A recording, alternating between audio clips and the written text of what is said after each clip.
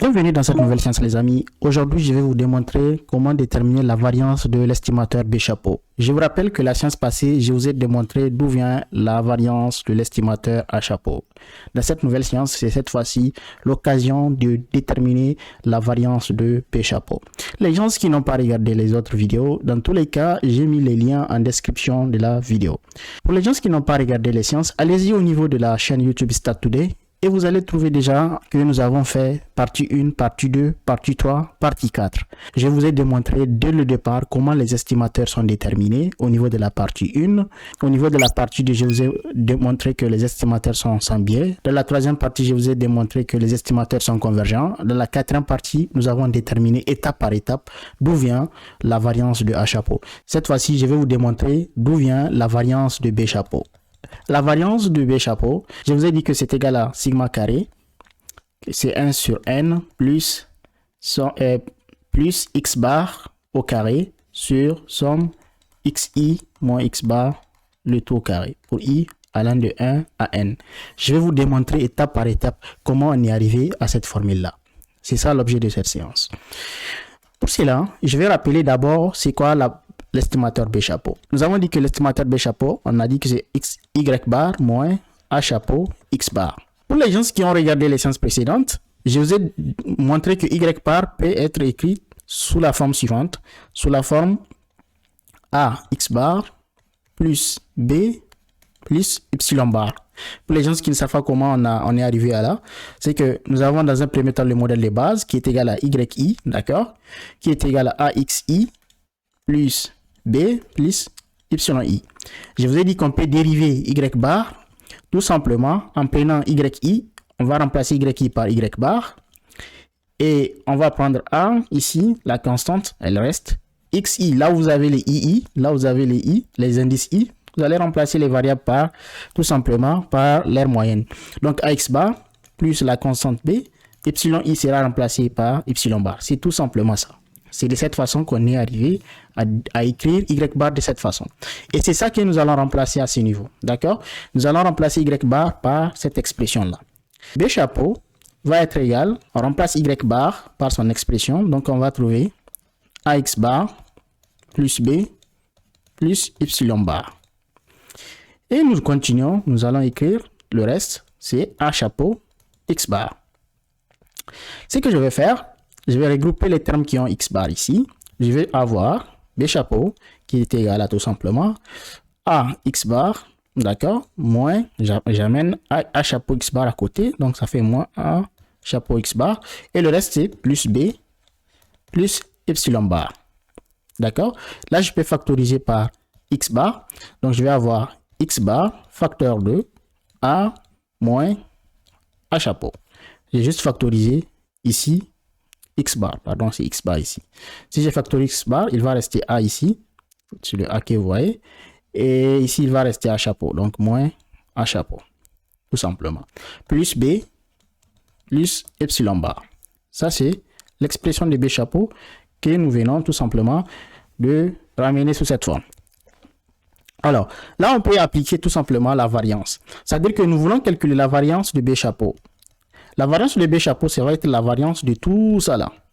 Donc, ça va faire variance de x bar, facteur de A moins A chapeau, d'accord, plus B plus x bar. J'ai remplacé seulement B chapeau par son expression. D'accord?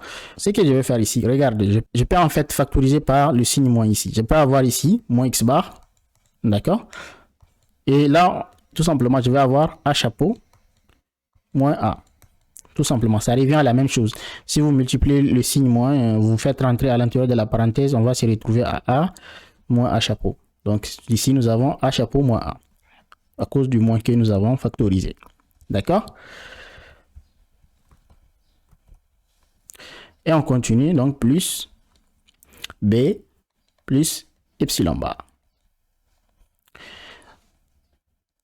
La variance de tout ça là, d'accord, ça va être tout simplement la somme de la variance ici de moins x bar, je peux mettre crochet ici, moins x bar, A chapeau, moins A, je ferme le crochet. Donc là, ça va être la variance de ça, d'accord, plus la variance de B, plus la variance de epsilon bar. Ici, nous n'avons pas les covariances parce que nous avons une indépendance entre cette partie par rapport à B par rapport à epsilon bar. Je vous laisse en termes d'exercice de démontrer que la covariance entre cet élément-là et epsilon bar est tout simplement égal à 0. Si vous voulez que je fasse une vidéo sur ça, n'hésitez pas à commenter en dessous de la vidéo. Je vais vous démontrer pourquoi la covariance entre ces termes-là et epsilon bar est égale à 0. C'est parce que c'est à cause de ça que nous avons pu écrire tout simplement la somme des variances ici. D'accord? Parce que la covariance est nulle. Alors, nous continuons. On va se focaliser sur cette partie, cette première partie. La variance de moins x bar, facteur de a chapeau, moins a. Ça, c'est égal à quoi? Ça va être tout simplement égal. Ici, moins x bar que vous voyez est une constante ici. Moins x bar est une constante. Par conséquent, on peut faire sortir ça de la variance. Mais il faut savoir que lorsque vous faites sortir une constante dans la variance, il faut élever ça au carré. Donc, ça va être moins x bar, le tout au carré. D'accord? Parce que là, on a fait sortir ça de la somme. Elle est multipliée par a chapeau moins a. Et lorsque nous faisons sortir ça, ça devient moins x bar, le tout au carré. Et puis, on multiplie par la variance de a chapeau moins a. Plus variance de B. B est un paramètre. Le B est un paramètre. C'est pas B chapeau, c'est B. Donc, on sait que c'est un paramètre, il est fixe, il est constant. On sait que la variance d'une constante, c'est égal à 0. Du coup, ça va être égal à 0. Plus variance de epsilon bar. Plus variance de epsilon bar.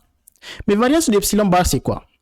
La variance de epsilon bar, ça va être la variance de somme d'epsilon i, pour i allant de 1 à n, divisé par n. Epsilon bar, c'est somme de epsilon i divisé par n. C'est ça la moyenne des erreurs. Alors, nous allons avoir quoi? Nous allons avoir ici moins x bar au carré. Donc, moins x bar au carré, on sait que c'est x bar au carré. Le moins, voilà, il devient positif. Donc, ça va faire x bar au carré. Multiplié par variance de a chapeau moins a. A est un paramètre qui est fixe. Par conséquent, on peut dire que c'est tout simplement variance de... Ça va être tout simplement variance de a chapeau plus variance de moins a. Plus variance de moins a. J'ai juste développé. Donc, ça va être variance de a chapeau plus variance de moins a. Plus, ici, il faut savoir que nous avons, au niveau de la variance, ici, nous avons une constante ici. Donc, cette constante-là, n sera élevée au carré. On peut la faire sortir de la variance. Par conséquent, nous allons avoir 1 sur n au carré.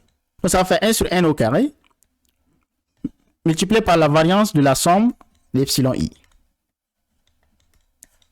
Pour i allant de 1 à n. Mais il faut savoir que les epsilon i sont des variables qui sont indépendantes et identiquement distribuées. D'accord? Elles sont indépendantes. Par conséquent, la variance de la somme, c'est la somme des variances. Ça va être tout simplement x bar au carré, ça nous donne x bar au carré multiplié par, on sait très bien que la variance de a chapeau, on connaît ça, donc ça va être variance de a chapeau, variance de a chapeau, on connaît déjà la formule, on va la remplacer après, mais variance de moins a ici, moins a, il faut savoir que moins a, c'est une constante, le paramètre a est une constante, donc la variance de moins a, ça va être égal à 0. Donc la variance de moins a c'est égal à 0, donc par conséquent, ça va être tout simplement variance de a chapeau, plus 1 sur n au carré, multiplié par, il faut savoir que les epsilon i sont des variables aléatoires indépendantes et identiquement distribuées. Elles sont indépendantes. Et comme elles sont indépendantes, si je vais calculer la variance de la somme, parce que la somme c'est epsilon 1 plus epsilon 2 plus ainsi de suite, jusqu'à epsilon n. Si je vais calculer la variance de epsilon 1 plus epsilon 2 plus epsilon n, ça revient tout simplement à prendre la somme de leurs variances. C'est ça. Donc, c'est à cause du fait qu'elles sont indépendantes. Par conséquent, ça va me donner ici x bar fois variance de a chapeau plus 1 sur n au carré fois. Là, je vais prendre simplement la somme des variances. Ça va être tout simplement variance de epsilon 1 plus variance de epsilon 2 plus ainsi de suite plus variance de epsilon n.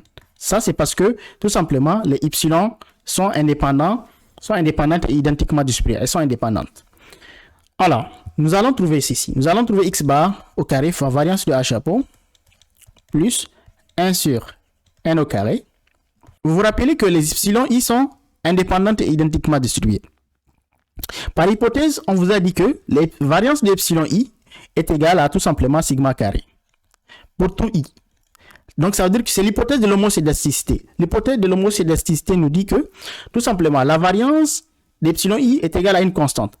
Ça veut dire quoi? Ça veut dire que variance de epsilon 1 égale à la variance de epsilon 2, ainsi de suite. C'est égal à la variance de epsilon n, c'est égal à une constante sigma carré. Par conséquent, nous allons remplacer toutes ces variances par la même variante, sigma carré. Donc, on va voir tout simplement sigma carré plus sigma carré plus ainsi de suite jusqu'à combien? N fois. On va avoir finalement, ça nous donne finalement x bar au carré fois variance de A, chapeau, plus 1 sur n au carré, multiplié par n fois sigma au carré. Ça, c'est égal à tout simplement x bar au carré fois variance de A chapeau, plus, là on peut simplifier par n, ok, il va rester sigma au carré, d'accord, sur n. Qu'est-ce que je peux faire? Ce que je peux faire, c'est de remplacer maintenant, on va remplacer maintenant la variance de A chapeau. La variance de A chapeau, on connaît déjà l'expression. Donc ça va faire x bar au carré. La variance de A chapeau, c'est sigma carré, d'accord, divisé par somme xi moins x bar, le tout au carré pour i allant de 1 à n. Ça, c'est la formule de la variance de A chapeau. J'ajoute maintenant le reste, sigma carré sur n. Ce que je peux faire, je peux factoriser par sigma carré à ce niveau et à ce niveau. En factorisant par sigma carré, il va rester ici. Il va rester quoi? Je vais commencer par ici d'abord. Parce que ici, c'est une somme. Je peux commencer par écrire. D'abord, ce qui reste à ce niveau, c'est 1 sur n. Et à ce niveau-là, il va rester quoi? À ce niveau, il va rester plus, regarde bien, il va rester x bar, plus x bar au carré. Et il y a le dénominateur qu'il ne faut pas oublier, divisé par somme xi moins x bar, le tout carré. Ça, c'est quoi? Ça, c'est quoi? Ça, c'est la variance de B chapeau, tout simplement. Voilà les amis, nous venons de démontrer d'où vient la formule de la variance de B chapeau que nous avons donnée dès le début. Voilà les amis, c'est tout pour cette séance. N'hésitez pas à faire des propositions. D'autres vidéos intéressantes vont venir. N'oubliez pas de vous abonner sur la chaîne YouTube parce que toutes les séances vont être partagées là-bas. Pour ne plus rater les nouvelles séances, allez-y vous abonner sur la chaîne Start Today, d'accord, tout de suite. Et n'oubliez pas d'activer la cloche de notification parce que c'est la seule manière que vous serez informé.